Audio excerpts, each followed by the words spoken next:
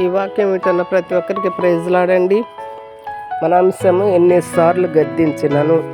సామెతల గ్రంథం 29:1 ఎన్నిసార్లు గద్దించినో లోబడని వాడు తిరగలేకుండా హఠాత్తుగా నాశనమగును.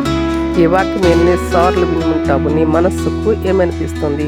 ఒక్కసారి కూడా నీ మనస్సుకు తాకలేదా? ఆ మాట వింటుంటే భయం వేయలేదా? సేవకుల ద్వారా నిన్ను వాక్యం ద్వారా గద్దించలేదా? నువ్వు చెవులు ఉంటే ఈ వాక్యం వినేవాడివి, చెవి గలవాడు వినుగాక అంటున్నాడు యేసయ్య. ఇప్పటి వరకు వాక్యం వినకుంటే నీ చెవులు ఉన్నాయో లేదో చూసుకో. ఈ ఆత్మీయమైన చెవులు నీకు ఉండాలంటే నువ్వు యేసయ్య దగ్గరకు ఒక్కసారి అయినా వచ్చావా? నిన్ను ఎవరు నా యేసయ్య దగ్గరకు తీసుకొని వెళ్ళలేదా? ఎంతోమంది నిన్ను పిలిచినా నువ్వు వెళ్ళలేదా? నీ జీవితంలో గత సంవత్సరం ఎలాగో గడిచిపోయింది. నూతన సంవత్సరంలో అయినా యేసయ్య పాదాల దగ్గరకు వెళ్ళు. ఆయన పాదాల దగ్గర ముఖాలు వేసి క్షమించమని అడుగు. ఆయన తప్పక క్షమించాడు. తప్పక యేసయ్య దగ్గరకు వెళతా ఉంటాడు. ఈ వాక్యం వింటున్న ప్రతి ఒక్కరు షేర్ చేయండి, లైక్ చేయండి.